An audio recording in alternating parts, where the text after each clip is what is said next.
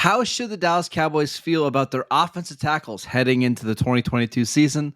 All that and more in this episode of the Locked On Cowboys podcast. You are Locked On Cowboys, your daily Dallas Cowboys podcast. Part of the Locked On Podcast Network, your team every day. Locked On Cowboys. Locked On Cowboys. Welcome back to the Locked On Cowboys podcast, part of the Locked On Podcast Network, your team every day. We want to thank you for making us your first listen of the day. We are free and available on all platforms. And today's episode is brought to you by Blue Nile. Make your moment sparkle with jewelry from BlueNile.com. And Locked On Cowboys listeners get $50 off purchases of $500 or more. I am Marcus Mosher. You can follow me on Twitter at Marcus_Mosher. He is Landon McCool. Check him out on Twitter at McCoolBCB. Landon, how you doing today, sir? Doing good. We are marching closer and closer to mini camp. We're going to get some more Cowboys information this week, which is exciting. But until then, we're still kind of continuing our march through the position groups and kind of discussing the Cowboys roster, and I'm excited to do that. Yeah, so today we're going to talk about the Cowboys offensive tackles, and this is a really important position for the Cowboys this year. And I think, frankly, you're going to know a lot about this team based on how the offensive tackles play. So let's do a deep dive on the top 4 or 5 names on this list. And let's start with Tyron Smith. Landon, here's my question for you. Can we trust Tyron Smith to still be an elite tackle in 2022? Because we know he's going to miss some time. He does that every year. But I think there were some concerns with the way that he played in the playoff game that we might be teetering close to him being only a very good tackle rather than elite tackle. But what do you expect from him in 2022? Well, I mean, I'm sure folks will remember that near the end of the year last year, Tyron was dealing with an ankle injury that everyone was doing their best to try to say was not a high ankle sprain. And I think that, after COVID as well, and several different situations. I will say that I think some positive news about Tyron Smith moving forward is that he had the back surgery and then he didn't have any of those similar issues and that are the normal issues that are kind of keeping him out of games every single season. So the ankle sprain was one thing, the COVID situation was another. I still have hope that that he can come in and give you very good snaps when he's healthy, and when he's right, he still seems to be an elite tackle. I think that we have some bad taste in our mouth because of the way things ended last year, but I do believe that if when he's able to be on the field, that he's still incredibly reliable and still a very, very valuable piece of this team, and a piece that shouldn't just be thrown to the side because unfortunately he's missing a couple of games every single year.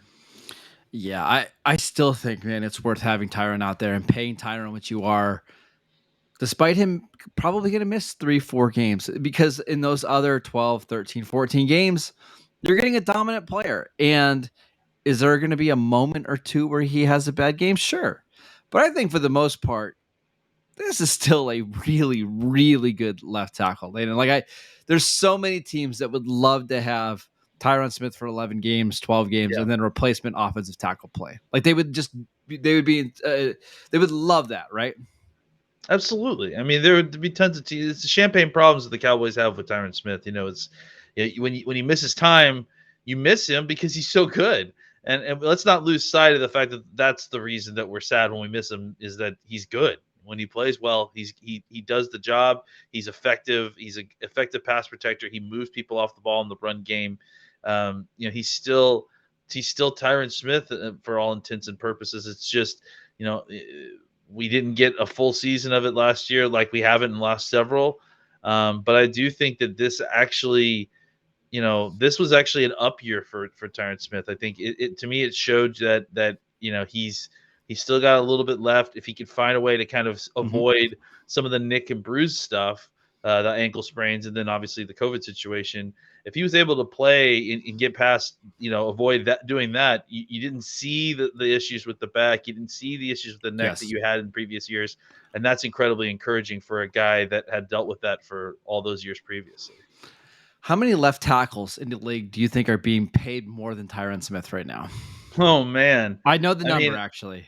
Oh, you do? Okay. I wouldn't even be surprised if there were teams that had multiple players that played left tackle that were being paid more than Tyron Smith.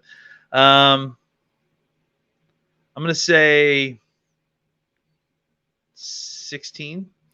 19 left Yeah. tackles in the Wow. NFL are being paid more than Tyron Smith. Here is the list of of guys that are being paid less than Tyron. It's almost all rookies, like second and third round guys that are starting, a couple first round picks, but the list also includes Cam Irving for the Panthers.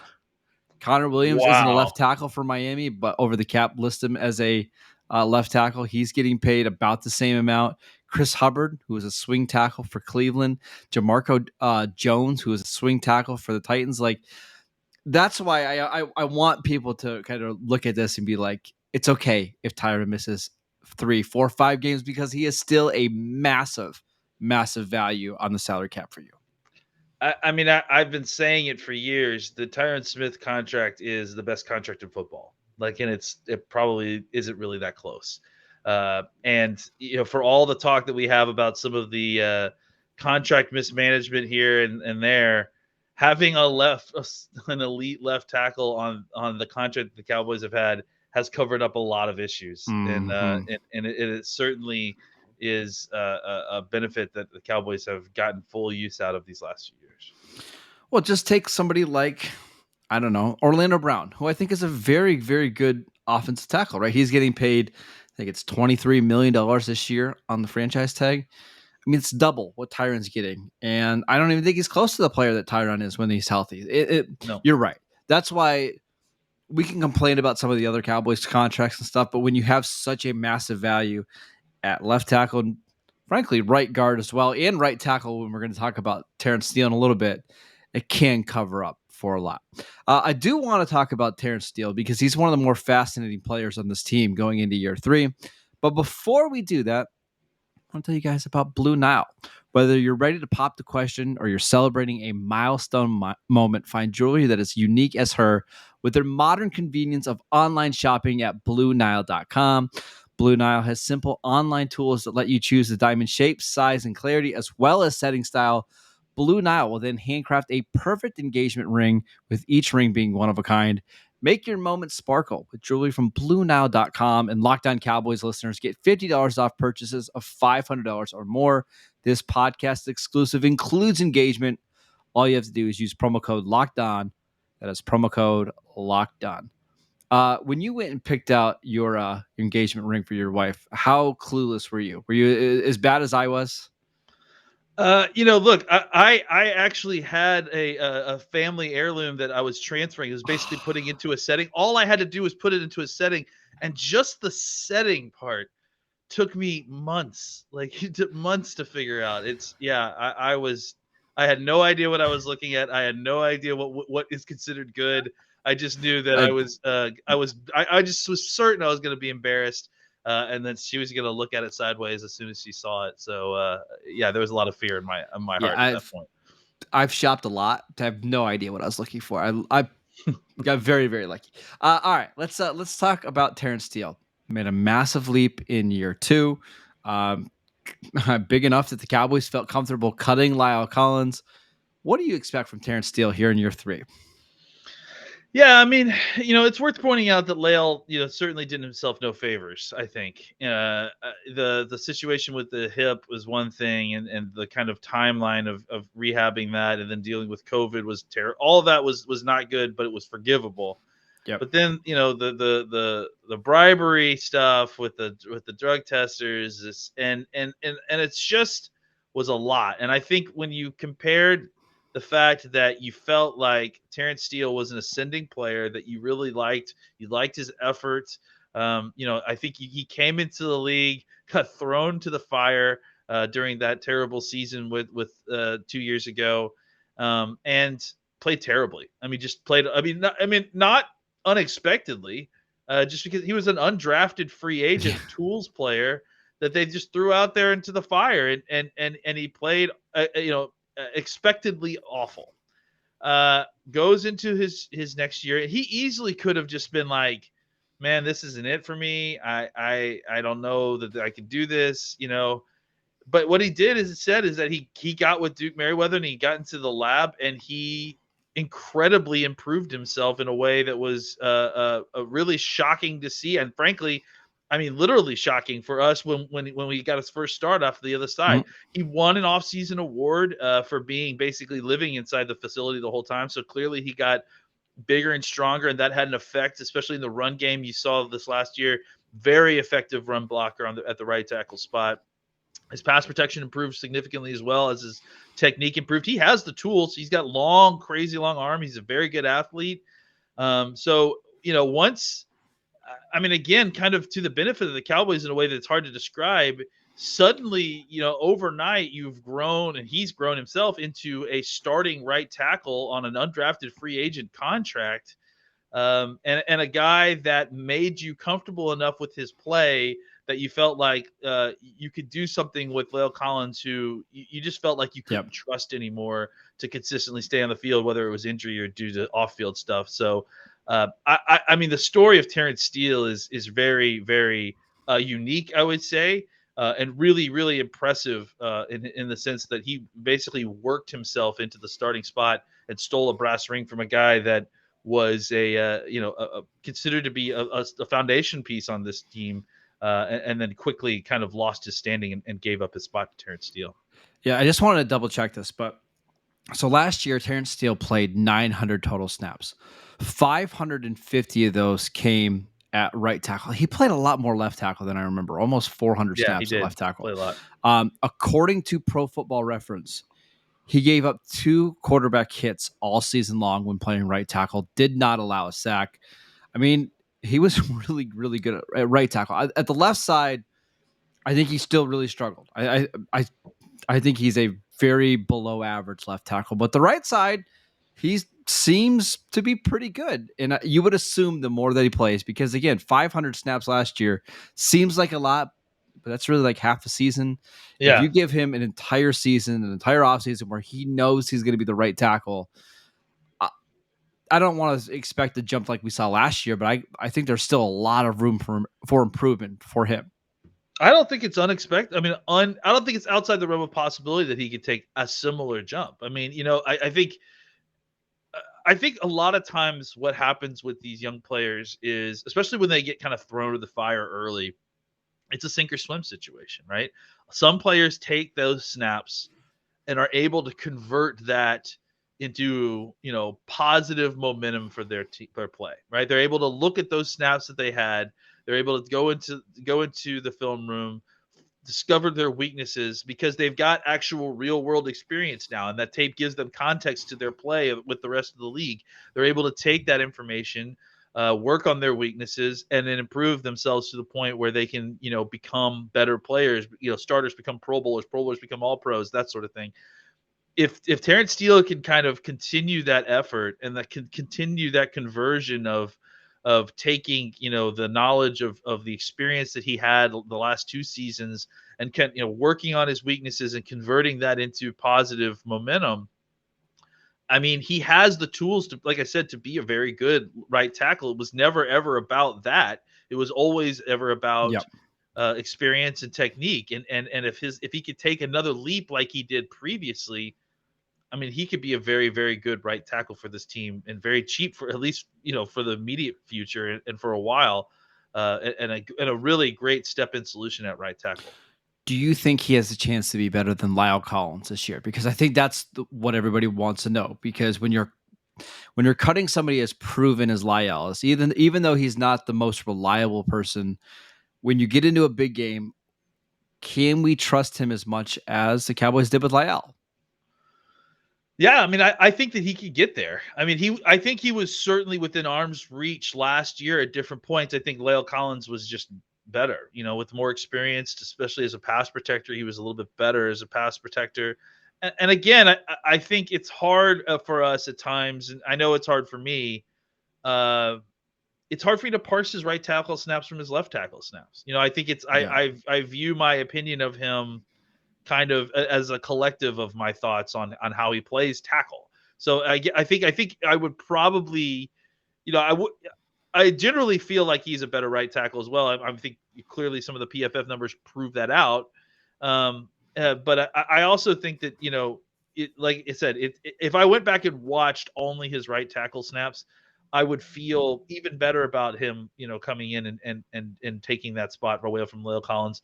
I think some of my hesitancy or any of the hesitancy I've had are based on his snaps at left tackle. It's not like he was terrible at left tackle last year. Certainly compared to the year before, he was much better. But it's certainly, I don't think, was as good as the snaps as he took on the right side. Yeah, of his 5 worst games last year, according to PFF, 4 of them came at left tackle. Yeah. I mean, he's just not a left tackle in the NFL, right? He's a right tackle, and you look at all of his starts at right tackle. All of them hit that kind of line which you want to see, at least an average tackle. So I think there's a lot to be excited about here. I want to ask you about Josh Ball, who has been backing up Terence Steele at right tackle. This is a guy the Cowboys took on day 3 in the 2021 draft. He's got a lot of talent.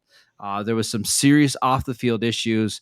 We didn't see him. I don't think he played a single preseason game last year. We didn't see him much in training camp. What are the expectations for Josh Ball entering year 2?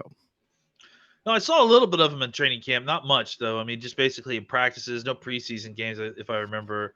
I think, I mean, really the only note that we've gotten from him so far through OTAs and everything is that he's playing on the right side almost exclusively, and that I think he test tickets to the left-hand side, but they are really trying to work these guys as left side and right side, players.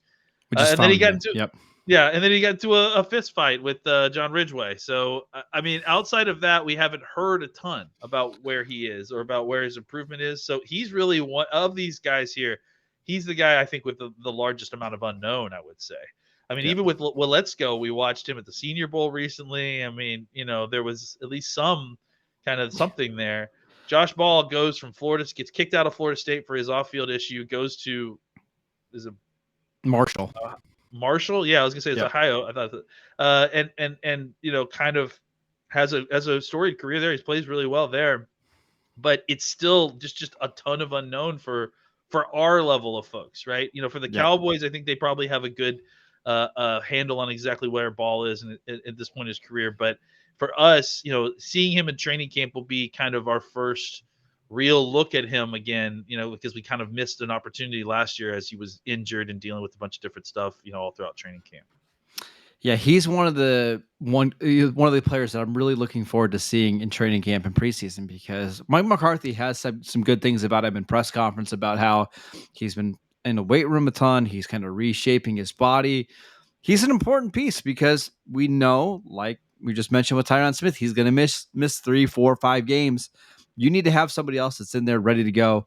And if Terence Steele struggles, or if you need somebody to take over on the right side, if Terence Steele goes down, Josh Ball is going to play an important role for this team. And it's a little scary considering we haven't seen him take a snap in the NFL, and he's basically locked into being the swing tackle.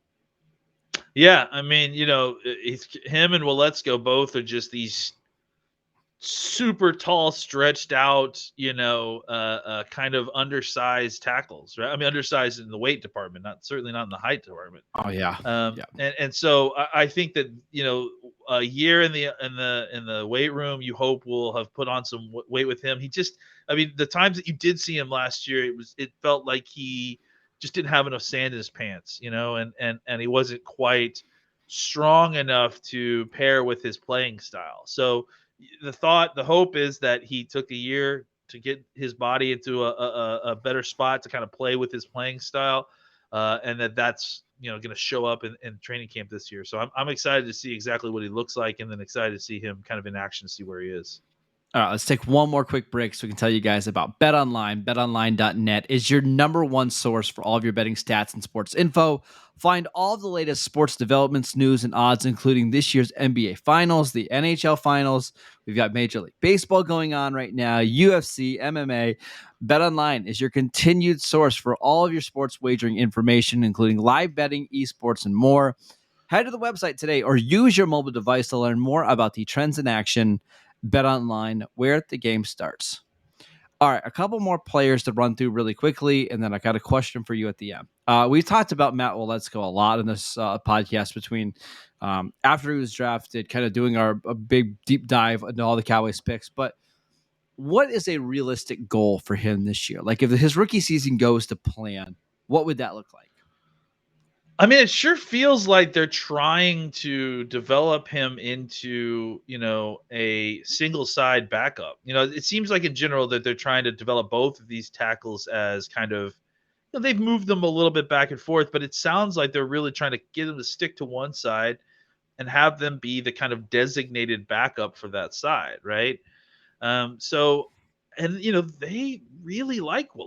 I mean, not that I don't, and I know you do too. But it's just shocking. I think even you liking him. I mean, I don't want him to play at all this year. Like that's exactly my the point. best. That's to me, that's the optimal thing is he doesn't take a single snap in the regular season. And I agree. And I guess where I'm a little nervous is that they certainly aren't putting him into a situation where the situation as it stands right now doesn't look like a situation where a guy who's not going to play a single snap this year. It feels a little Terence Steele like to me, right? Where, hey, we're just going to give this guy a bunch of reps in training camp at the preseason. And listen, if we need to take our lumps with him at the season playing left tackle, we're okay doing that. But I got to tell you, it could, but it's hard for me to argue against it at this point, right? Like, like as much as we complained about Terence Steele, and there's lots to complain about it, it clearly had a very positive effect on Terence Steele's playing. Sure.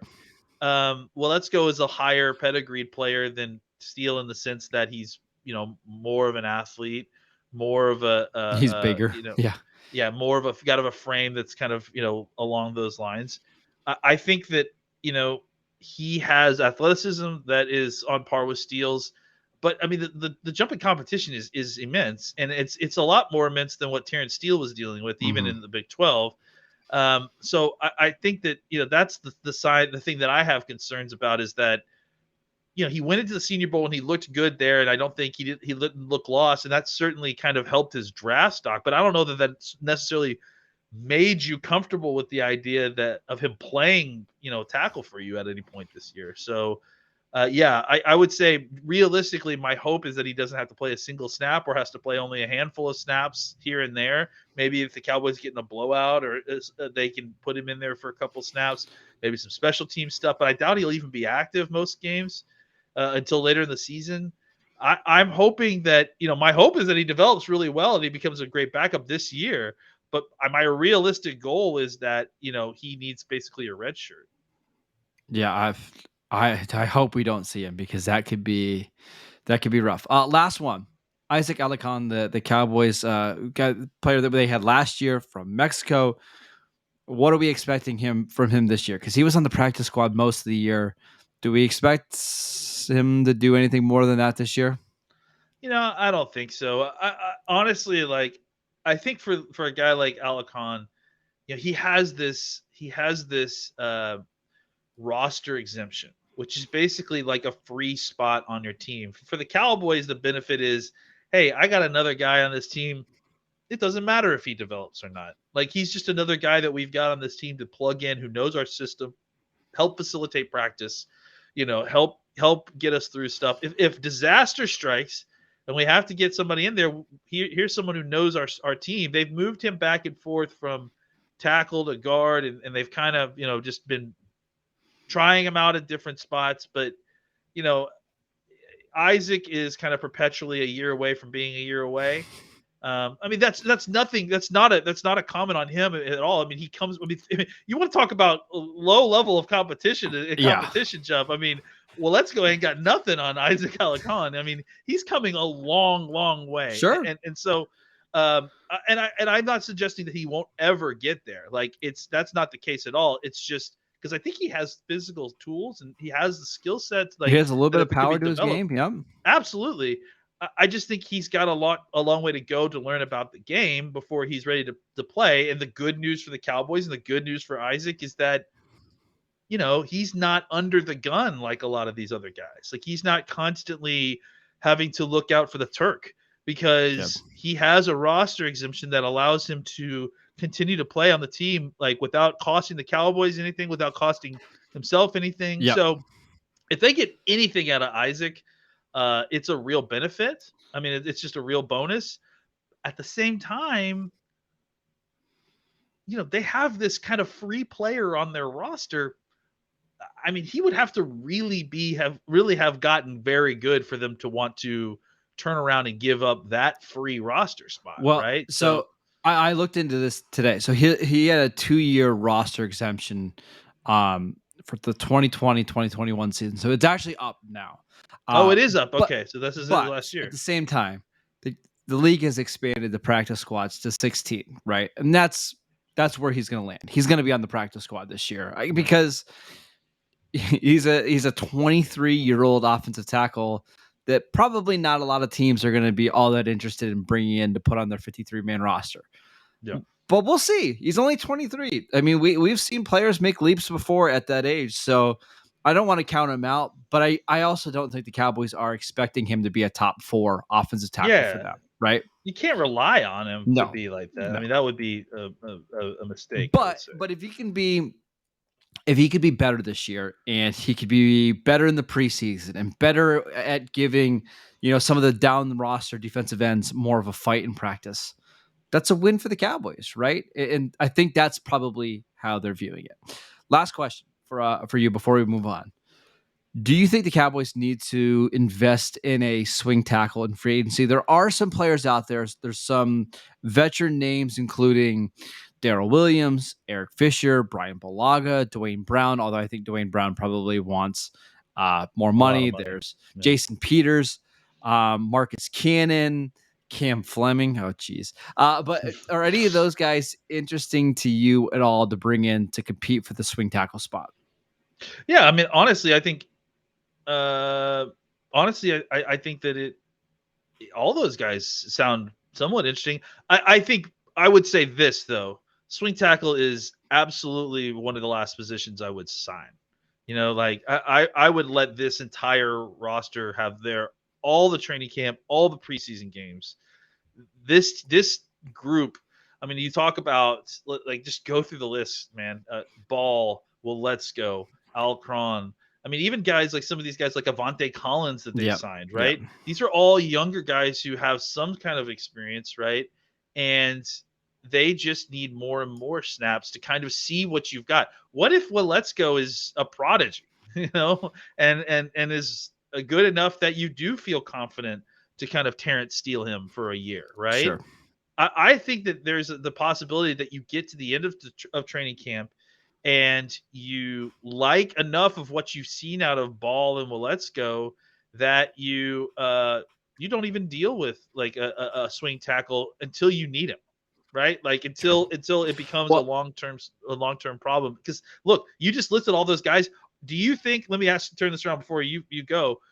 Do you think that all those guys are getting signed off the street before week 1? Because I don't. No. Like I think some of these guys will be available throughout the season, so they may just want to go into the season with the guys they've got, not guarantee one of these vets a contract, and then just sign them as they need them. And it probably depends on how it plays out, right? Like now, if Terence Steele were to get hurt, like we hope that never happens, like in minicamp, would the Cowboys reach out to somebody now? Maybe. But I agree. There's no reason to rush out and sign a Brian Bulaga in June. Right now, if we get to the end of August and you're a little bit worried about the development of Let's Go and Ball, that's when you go out and sign him. And in fact, I've got a feeling that Mike McCarthy and Joe Philbin have one or two names out there to like break glass for. Maybe it's, I don't know, Cam Fleming. Maybe it's Nick Solder. They got names in the back of they've got Rolodex guys, right? There's they know just what shape they're in. Yeah. There's no need to do that right now. And there's certainly no need to spend money on that because you want to see what Josh Ball and Let's Go do. Because if those guys are even close to like what a Brian Bulaga could give you, it's so much more valuable having that guy in a rookie contract. So I think this is a conversation that we need to have after the 3 preseason games and after training camp. And we'll know one way or the other, right? Yeah. And honestly, I don't think that we'll even have like a hard answer there. Like I think we may have an answer. Like if they play well enough that that you're not necessarily going to go out and sign a vet swing tackle, we might have our answer there. But I don't think that we'll know for sure what the long-term solution is at the swing tackle spot. Maybe until we need it. Maybe until like someone gets hurt and it's like, okay, let's go got us through that game. But it looks like Steele's going to be out for 4 weeks or something. We may need to bring in Exactly. Fleming for so Or like it's more Balaga like or or Eric Balaga, Fisher. whoever. So that's when you're Not going to want to. not Fleming. Okay, I caught your hint. Yeah, For sure. not Cam Fleming. I'd rather bring back Chaz Green, who's still on Steelers roster, by the way. That's right. Yeah, so I think this is going to be a fun group to watch because I want to see what Tyron still looks like in training camp. I don't think we'll see him play in the preseason. I want to see what Terence Steele looks like going into year 3. And then obviously the two young kids and Josh Ball and Waletzko. It's going to be a fun group to follow during the rest of the offseason. But that is it for today's show. Thank you guys for making Locked On Cowboys your first listen of the day.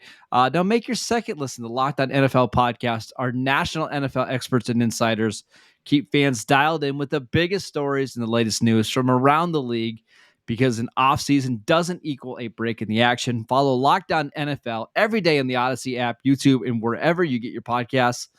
All the same places that you get the Locked On Cowboys podcast.